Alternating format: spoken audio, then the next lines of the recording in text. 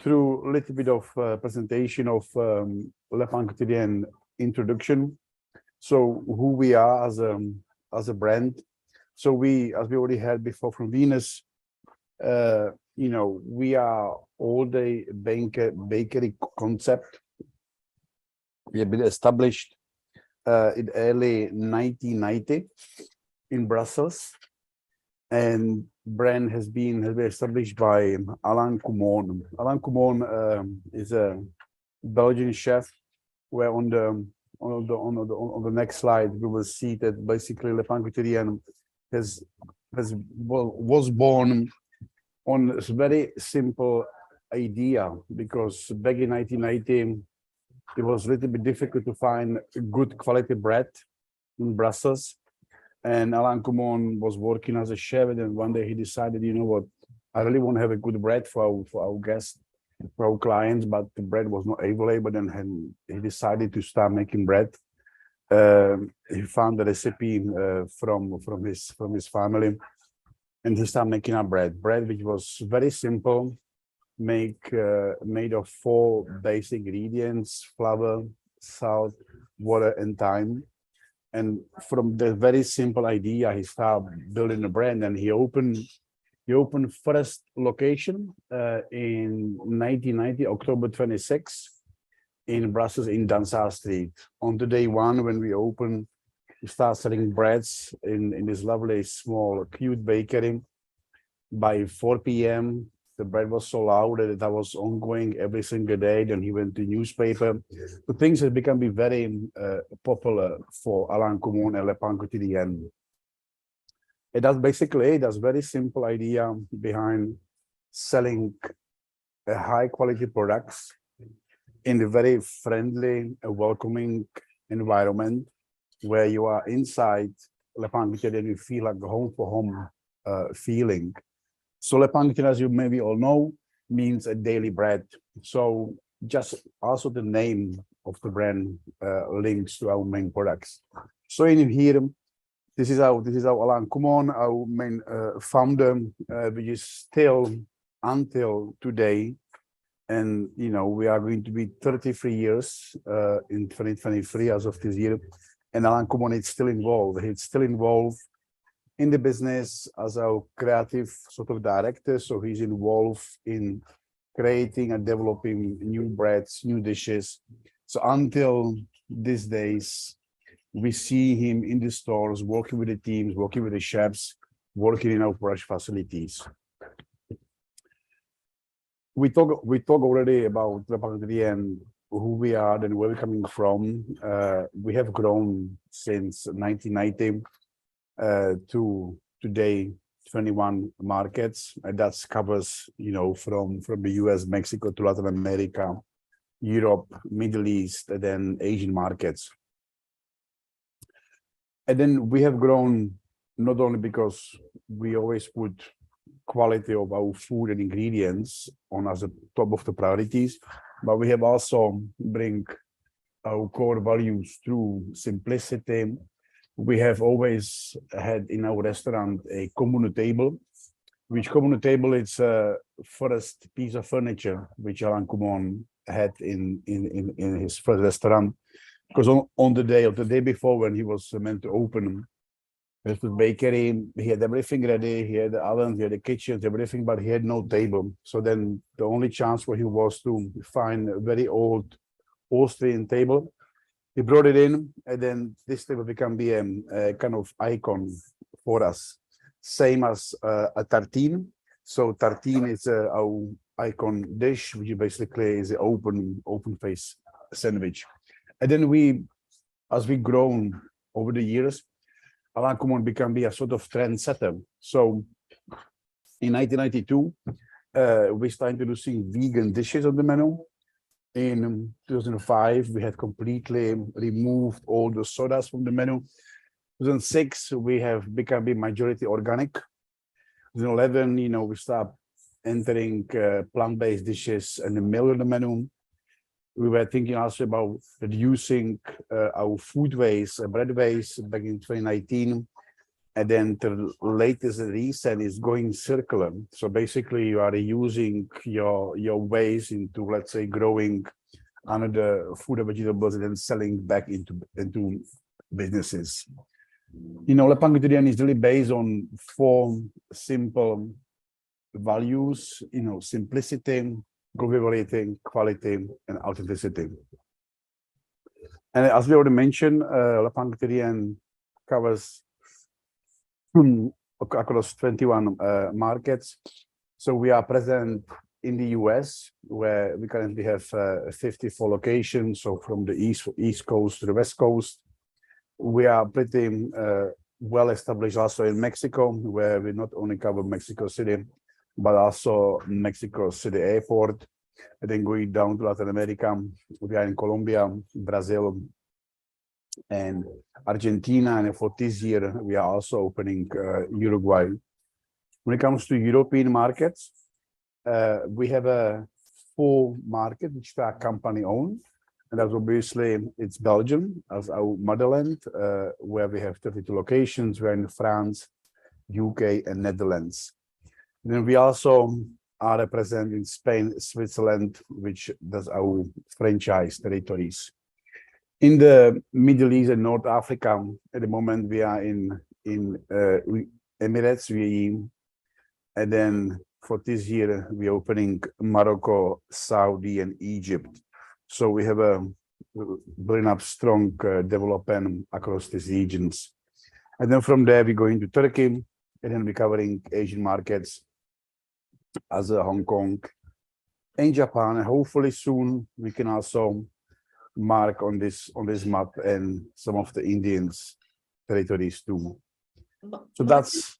I have a question with regards to your development, because I think it is nicely divided between what we call the European and the Western part of the world. And then you also, and I think what I'm seeing is that your near past and current, and of course near future growth is predominantly also focused on the Middle East. So the non-Western, territories, and of course India is part of that. What, according to you, and you have spent a lot of time in the business, is the difference from business or format standpoint between, let's say, a typical Western sort of countries, like, of course, countries in Europe and America, and when you launch in Middle East and South America? Is there any difference on the format side, product side? What is your sort of, experience and observation on that? So it's a very good question. In regards to models which we have and which we are operating within territories, for instance, in Middle East, and let's call it a UAE, in Dubai, the models which we have are predominantly our all day bakeries which are open within shopping malls. So that's purely, and that's predominantly in Dubai. The reasons for that are very clear, because obviously the high temperature through the entire year. So for the guests, be sitting outside is pretty much not possible for a part of 3 months of the year. So predominantly in Dubai, we have all locations which are open within the mall. And then, for instance, in Latin America, especially in Brazil, and especially Brazil is very similar, that we have more than 50% of locations open in mall. But that doesn't mean that's our targeted locations for as a brand. But obviously, we as a brand are also offering quite good flexibility when it comes to location, when it comes to offer, and our offering on the menu. So, to your answer to your second question, how the brand is across different territories, we try, and I think we achieve that we as a brand have consistency when it comes to across our food offering. That's approximately on the 70 or 80% of our food offer. So every franchisee is basically offering 70 to 80% of the food we use as a brand consider the global offer. And then we work with the teams in the field on the remaining 20 to 30% to localize the offer. And I think that's very important for us as a brand, that by localization of the food offer, we sort of showing the respect to the local communities, the local food culture. And we work with the team what we should bring on our menu, which is considered as a local food with the twist of Le Pain Quotidien. So just to give you perhaps example, in Colombia, we're selling arepas, which arepa is a very flat cornbread, which we have it only in there. In Brazil, we're selling pan de queijo, which is basically cheese bread. So we pick up different items, different food items in each territory and put them on the menu. A little bit of twist of Le Pain Quotidien. That's a good feedback, Martin, and I think it would have, from an India standpoint, this model really makes a lot of sense. One, you know, as we are a market which is still, although that market is there, still not what we call in the cafe business to go market, right? People typically are consuming and sitting at the store with their friends, family, co-workers, colleagues, and so on and so forth. And food, even for brands like Tim Hortons, Starbucks, and other cafe brands, food is still a larger component. I think with your brand, you have a full day bakery and menu offering. So a person can come in, spend time, either have breakfast, snack, lunch, or dinner, but also be able to take from the retail breads. So I think it's, and in India, I think our locations would be, it can be equally distributed between malls, for sure malls, but also we have some really interesting high street areas as well. So it's going to be a combination. And from a customization standpoint, I think remaining true to the brand, but yes, customizing items which have Indian flavors, suitable to Indian palate, would always works. And that's what most brands do. They would customize about 30%, 25-30% of the menu. Absolutely. I think, and going just back to your first point. So when it comes to the models which we have, and that's at this moment we represent, we will have a look in it in a few minutes. We have 5 different business models when it comes to when we enter the market.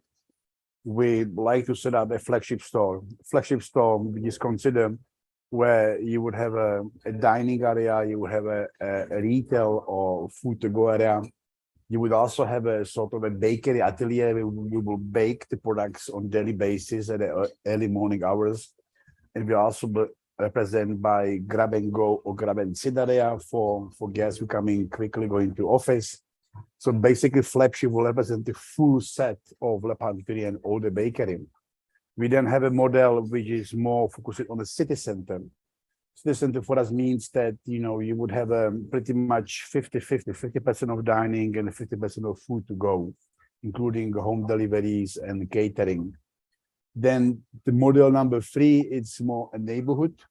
So neighborhood means for us where you have a small locations, maybe 150 square meters. You have less food to go, while you have more dining. And you will see that the time spent in neighbor locations is a little bit longer over the time if you look at in this city location. So purely also your client base will be very different because you have more loyal regular guests. Model number 4 represent a kiosk. So kiosk is a small format where you can have it from 16 square meters, little kiosk, standalone, inside the mall, in the park, next to petrol station. So it all depends on the locations. And again, it usually and only represent of food to go. Sometimes if it's in the mall, it can also have some of the few seats. And the last model is purely focusing on the high traffic and density transit hubs. So that would represent an airport, that would represent train stations, and etc. So that's where basically we are currently. We have a airport location, which is on the land side in Zaventem in Belgium. We have actually 9 locations in Mexico City Airport. So this model obviously represent quite strong when it comes to revenue sales because your height and high density of gas. So that's 5 model which we have as a Pain Quotidien. So yeah. I think you mentioned about airports in India. That opportunity also, Martin, is very huge. There are right now 170 private airports. Even if we, let's say, select the top 15, a brand like LPQ can do very well because you're offering the core offering bread, coffee. I think it's there's a lot of opportunity apart from the inland development. I think yes, airports as well can be huge in a market. If you have done 7 in Mexico, I think India easily can do double, and that can be a very interesting business in and by itself. Very good.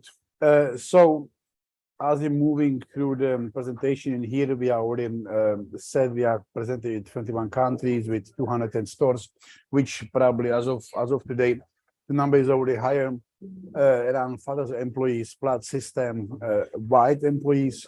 We would be hopefully reaching the sales as of 2023 of 350 million euros. And then we'll be receiving probably 33 million guests as of this year. So just giving you what we are forecasting for 2023. We have already discussed a little bit more about the franchise part locations.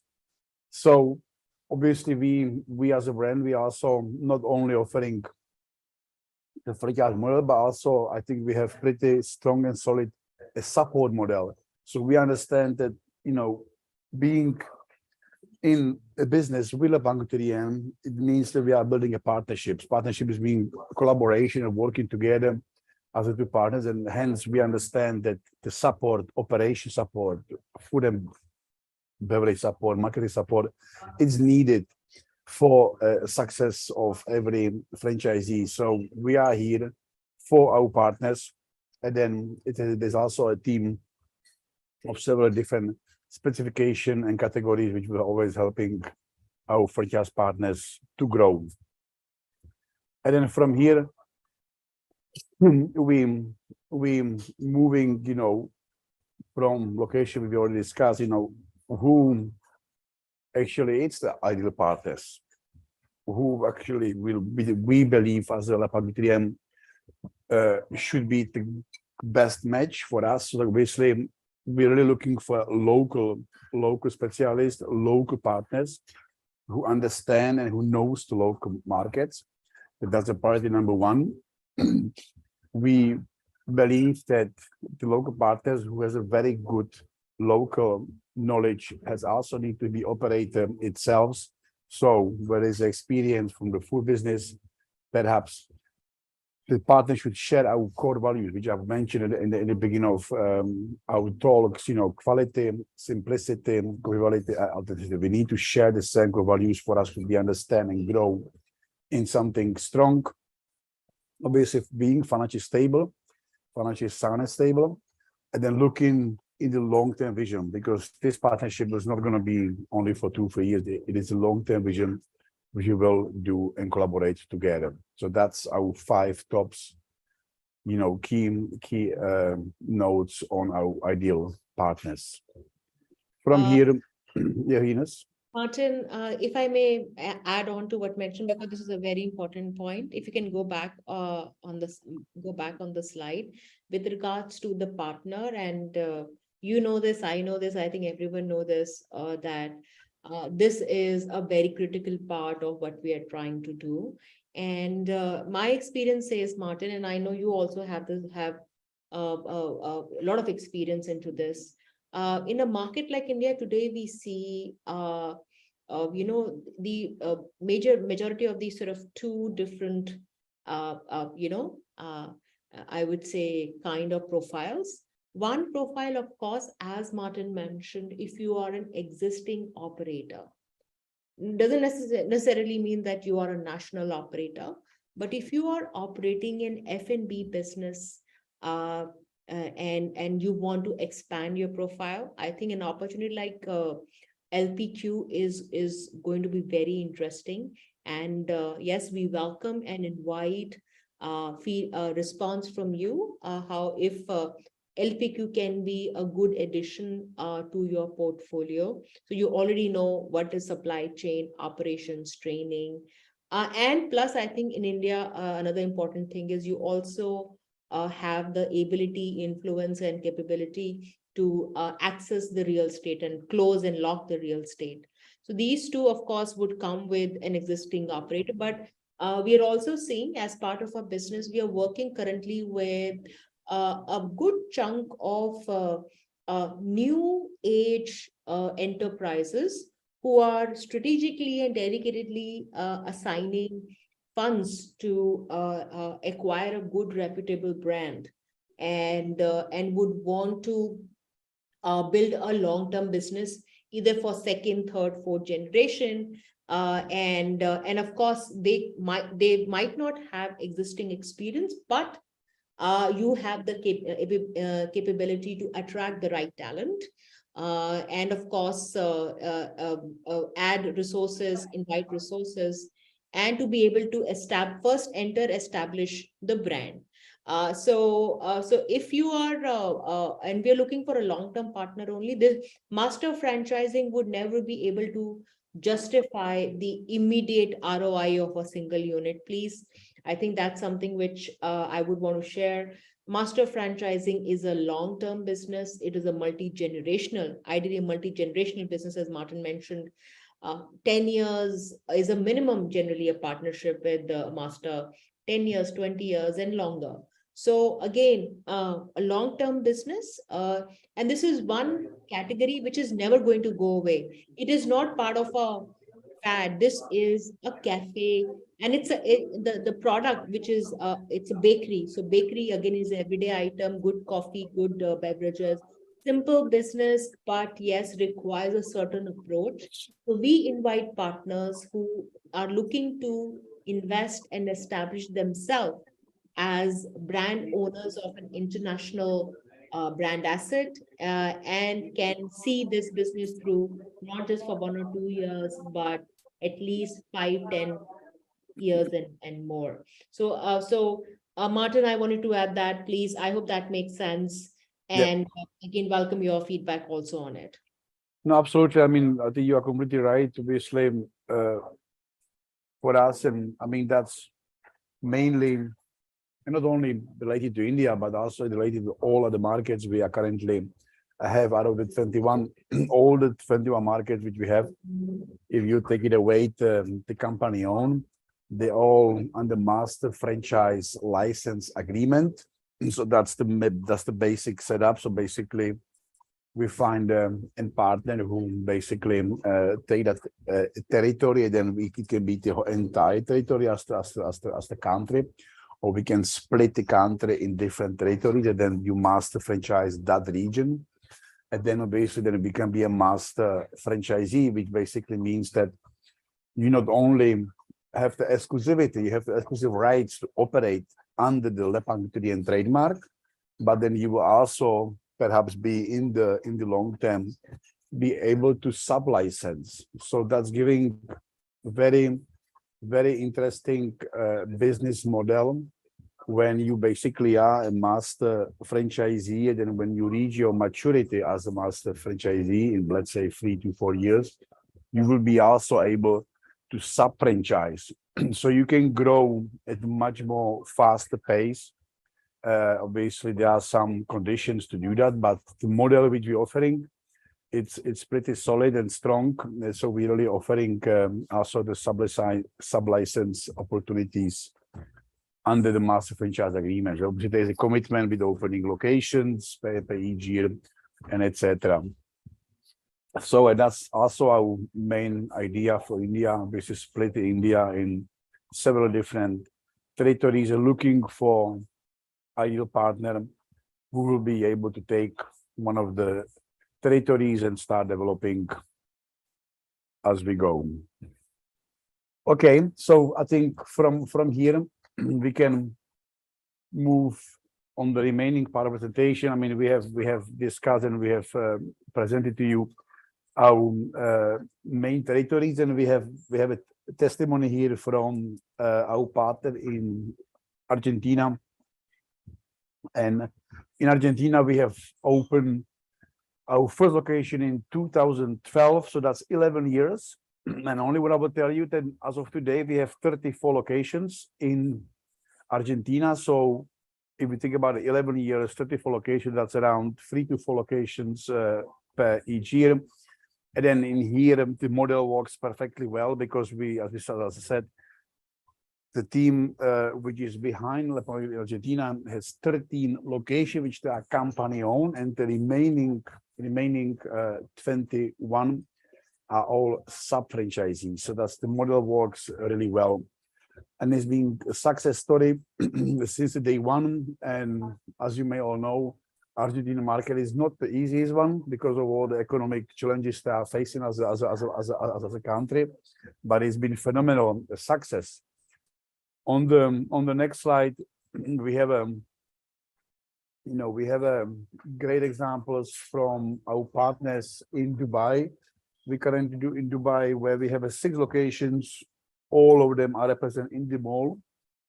And it's been also a great success where we have been in the market for several times, and we have just closed another great partnership with them for another 5 years and 12 locations. So we are excited to continue to developing in Dubai. And then here we have our sub-franchisee from Argentina, Alan, he's become a part of the family in Argentina. And as of this moment, he's running 3 locations as a sub-franchisee. So again, he's growing his own little territory within the large territory. And the reason, and not the last, is our single unit franchisee for the Leuven in Belgium. So you can see it's different model. We have a great operator in Dubai. We have a sub-franchisee in Argentina. We have a multi-units, and we have a single unit operator in Belgium. So from here, moving on the next slide. So that's basically in very nutshell. If we have a conversation today, and then we have follow-up conversation tomorrow, that's where sort of the process will start.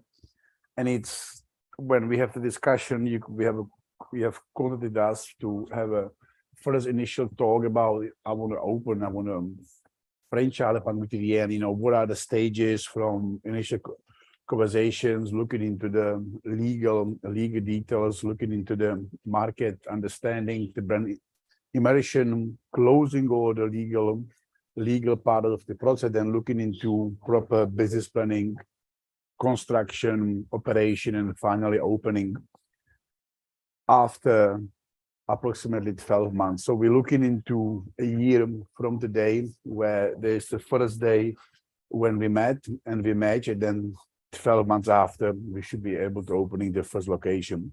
But that's that can obviously change, but it should be somewhere between 12 to 18 months. And then that means we talk about master franchise territories. It's very different if you are already running the territory, you open one location. Basically, the timings then would be different.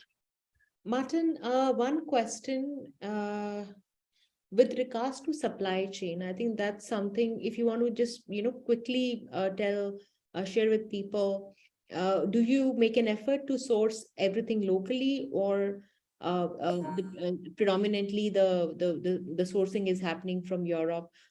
I think if you can just shed some light on that before we move on to the next slide. So, of course, I would, in terms of supply chain and logistics, the way obviously how Pain Quotidien works, depending on the territories, and we are here because of territory of India. So we will need to have a set up a local, whether then we can always decide whether set up a local production facilities, meaning that all the product which we have in our bakery, so the baked goods, hot and cold preparation, and the food items are prepared in the center production facilities.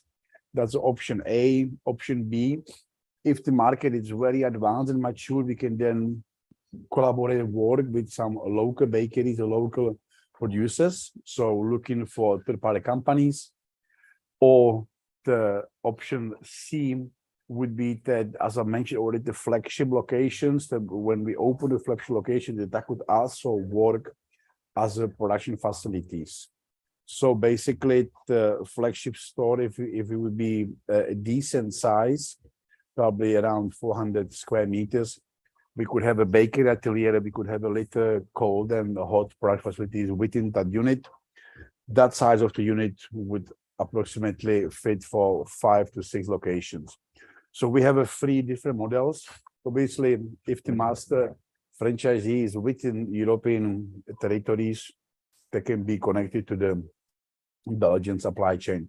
But obviously, that's not possible because obviously shipment and then the length of the shipment and all the expired products which we are shipping on the sea. I think for India, we will need to look at the local production. So that's the 3 model that we work. We will, once we have our master franchise in India, we work with them on assuring that all the products made in the processes are according to our brand standards. So we work with them, we train the teams, we will assure that the quality it's the highest top we require. Great. Thank you, Martin. Okay, so from here, we discuss the logistics, supply chain, and then the process. And then that's basically just our CEO, a global CEO, Annika Overstraten. And together with myself, we are excited, looking forward to all our new partnership and, bring more family members to our brand. So from here, I would like to just perhaps show you our models. So that's the remaining 5 models we discussed. So what we are looking in here, basically, I already mentioned, and then we can start from the rest of the kiosk. So you can see the kiosk, it's just the way it looks, is a standalone kiosk with different sort of type of finishes, whether it's a wood, whether it's a glass, whether it's open or closed. That all depend on the locations where they will be situated. But it's a pretty much construction which can be, and here you can see if it's a large or small with the seating around. There can be also additional seats like it is in the mall. In the mall, what could be also done with the kiosk is that the construction which is above could be basically removed, and that would work as an island. So in the malls where you don't have to have the construction above it, you will have just the island and the seats around it. So it's very flexible unit which can be built very quickly. The neighbor locations in here, you can see it is a location, and that's always what we're looking for. It's a corner location where you have a good front glaze windows from the street and from the main street or where location will be. And then it has a good split between the dining and the retail, the bakery. And what you can see in here, we always split the restaurant into different zones. So we have a outside patio. So we always wanted to have a sitting outside where possible.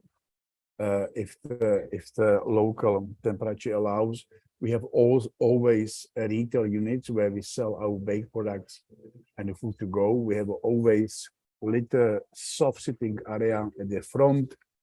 There is a merchandising unit, and then we have a dining area. In the larger location where we are neighborhood, there is also a little kids corner and the community board. So there's always elements which you will see.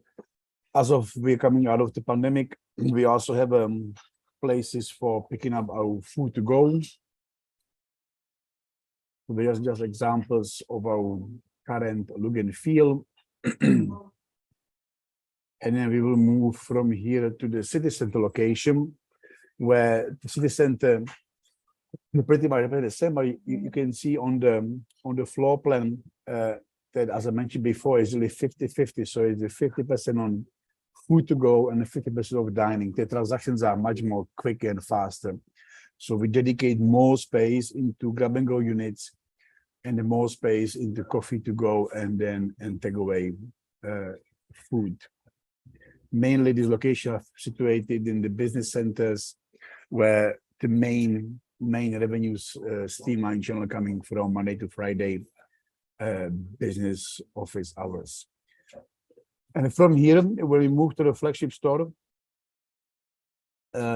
you will see it, and you can see on the floor plan. So you have a SAM patio outside, and you have a retail area with the merchandising, but also you can see there's a bakery atelier. So you have a little bakery which is see-through, so every guest can see to bake out the ovens for baking the breads, the baguette, cities. So it really gives you the full taste and sense of Le Pain Quotidien as a bakery unit included.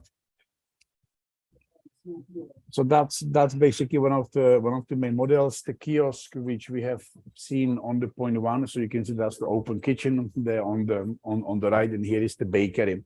So here is basically where we bake through the day every morning. So when you walk into the bakery, you can smell the fresh pain chocolat, croissant, almond croissant, the fresh baguette. So you can really grab it at the early hours of each day. And the kiosk at the beginning, when we had discussed, that's the model which we use in the transit and the hub locations. So whether it's a small kiosk or it's a full-size restaurant, it's based on the models which we have in here. So that would be the end of our presentation.